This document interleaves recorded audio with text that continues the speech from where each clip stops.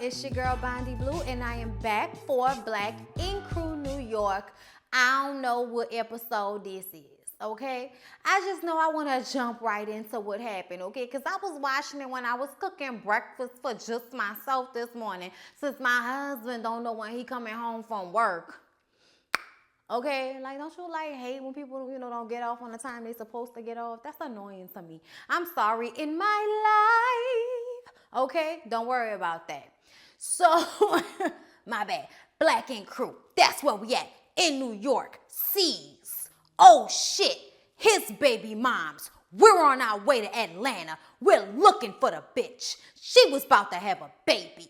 We was nervous. We didn't know if she would make it. We didn't even know if she was really pregnant. And so shit just found out about it 2 days before she calls him with the contractions, okay? He gets on the plane because he's got cake like that, okay? The first flight to Atlanta. On the way there, she calls and tells him that, the hospital let her out. Everything is fine. And they gave her medicine to stop her contractions, okay? And we thought it all was a game. But it wasn't a game, because when he did get there, she was very hugely 8 months pregnant. She looked tired as hell. And then not long after that, she went into labor and had their little girl. I don't remember the little girl name. All I know is he got another baby. I never thought that I would have another baby. I mean, oh my God, everything me and Nikki have been through to come here. And I just feel like I have to stay here with her and be with her and do my best as a husband to Nikki. Okay, like that's what Richard's gonna do. And he calls C's and tells C's and the rest of the crew what he's gonna do. And everybody is acting like it's okay. But in the confessionals, you stupid, because Nikki stay lying. Her whole history is lying. Lying about the number of kids she actually has. Lying about whether she was married or not or some shit. Lying about being 100% black. I personally believe Nikki is a black, but Sky brought up good points about why we cannot trust Nikki. All right, and for shit to be running his ass out there to be with her, part of me is like, that's the right thing to do, because you're a father, you're a husband, and you're supposed to be with your wife and your child and take responsibility for the decisions that you make in your life. Okay, that's how I feel on one end. On the other end, I'm like, nigga, quick, get a paternity test. Quick, hurry up. Because they don't even know if the baby is for him. Everybody is laughing because shit could possibly not be the pappy, since he just found out that she was pregnant. Okay? Y'all, I don't have time for them.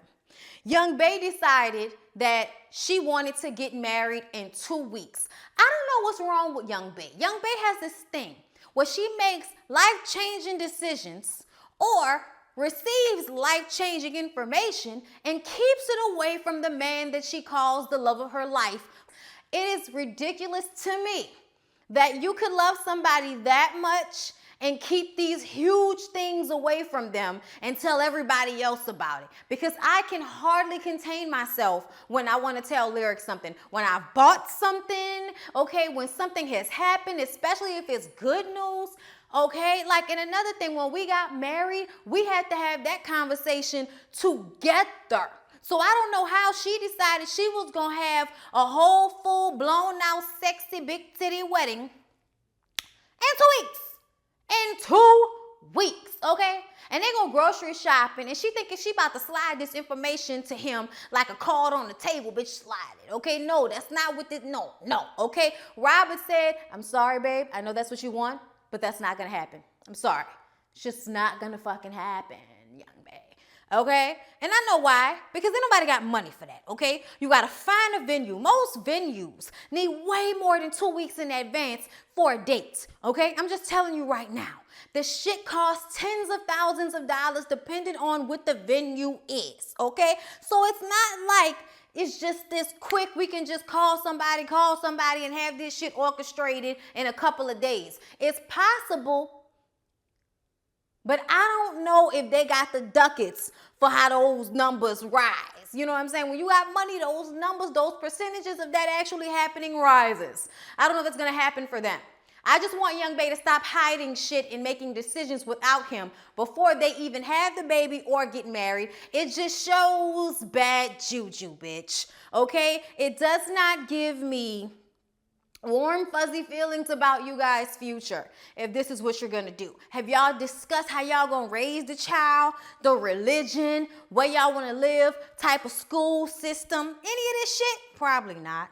Probably not. I'm just gonna go ahead and move on to the main Mabel Scrabble of this episode, which was Sky, her relationship with her son Genesis, how it affects her attitude at work, how it affects how she treats other people, and how C's is fucking tired of it, and now he wants her to talk to her son and deal with this one way or another. He cares so much that he wants to be the facilitator, the bridge that bridges the gap between these two individuals that are so much alike it is unfucking real. Okay, they look alike, their attitudes are the same. You want to slap the shit out of both of them, yet hug them all in the same 30 to 45 minute period. He tells Sky that he wants to help her. It's time for her to talk to her son. And at first, she's like, yes. Okay, that's what she was like, yes, I'll do it, okay? Because I need help, he won't talk to me.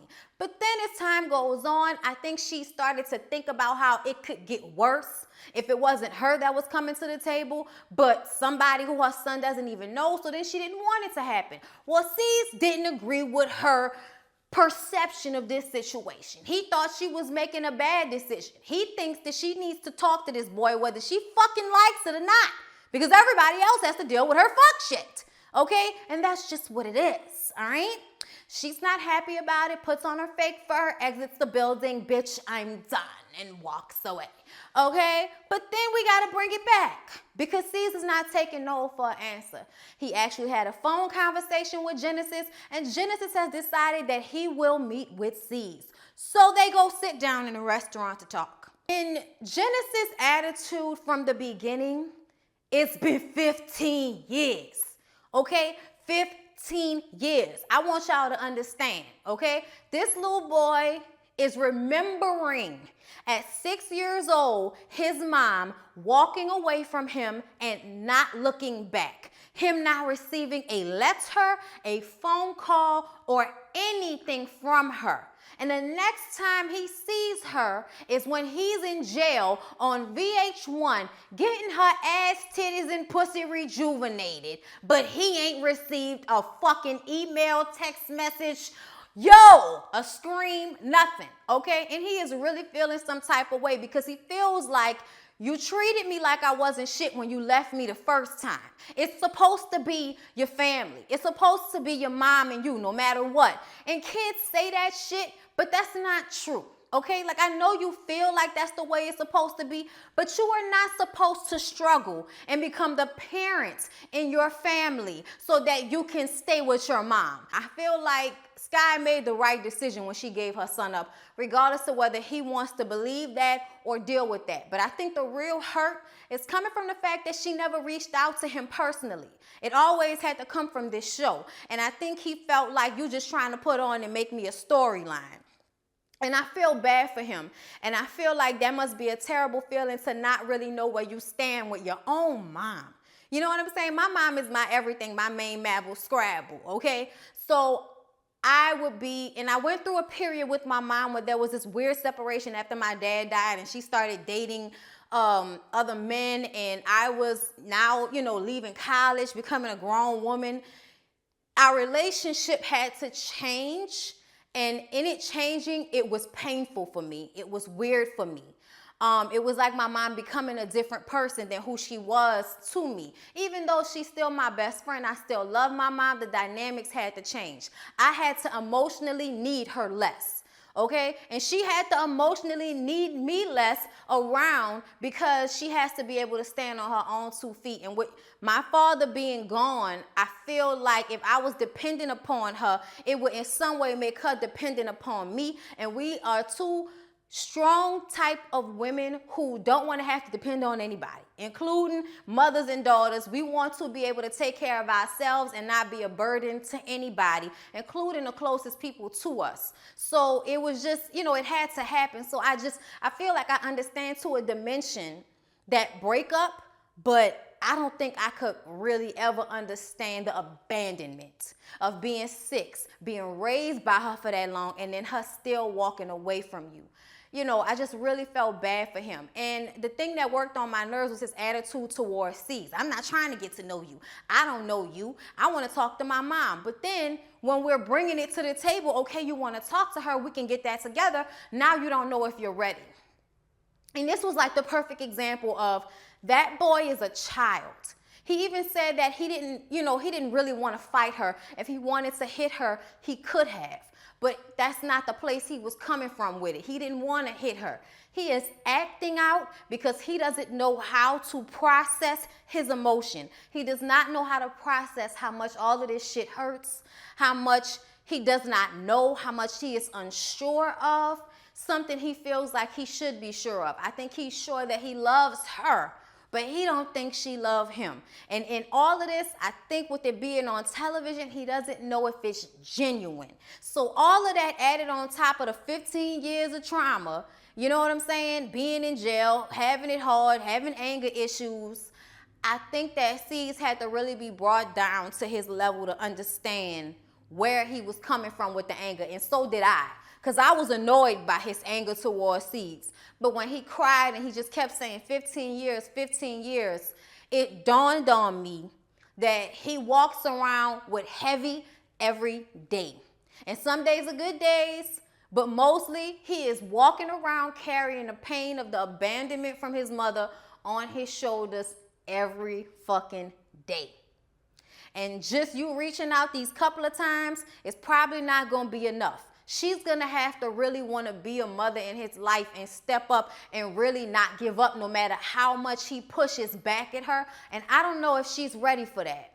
I don't, because I feel like Sky has been struggling her whole life, and now she's getting to an easier place in her life, and she probably wants to enjoy it, and she probably doesn't want to have to tangle with him now that everything is starting to go smooth for her. But at the end of the day, that's what being a mother is, and that's what loving your son more than you love yourself means. It means that I have to give up my peace because I want to fight for us to have a relationship. Yeah, y'all, it was emotional. To step off of that onto lighter things, Walt went on a date with the girl he met last episode, which was friends with Jada. They went to a pool hall to have a good time. They thinking it's gonna be a nice date. He might even get, the drawers? But you know what happened instead? Let me tell you what happened instead.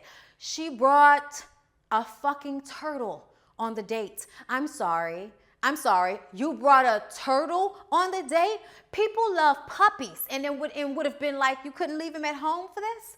This is a first date, and you bought a pet. Not only a pet, but a pet that you had to keep watching, because if he walked off the pool table, he would fall and die, or somebody may not see him and step on him. He moved too slow. You know what I'm saying? Like, I was like, oh my God, you put your pet's life in danger and got the audacity to come on this show acting like you love him so much. I don't know how y'all want me to believe that this is real. He deuced out on her when she went to the bathroom.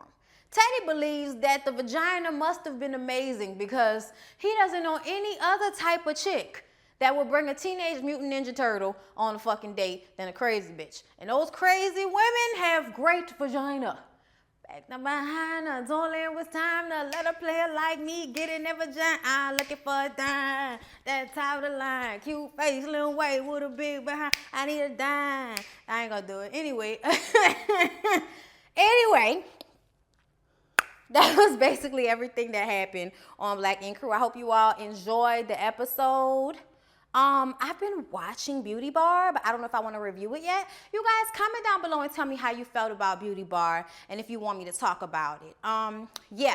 So description box is my email for motherfucking advice. If you need advice, hit me up. I give advice in videos, okay? It is very entertaining. It has a theme song, all of that shit. Patreon account for all of you who have been throwing little ducats at me, $5, $3, $2 every month. I appreciate you all. I love you. If there's anything that you guys would like on Patreon alone, please let me know. But I know a lot of y'all just give because y'all appreciate what I do here, and the money is not always guaranteed on YouTube, which is very nerve-wracking, okay? But I appreciate y'all so much, the people who give money to my Patreon account.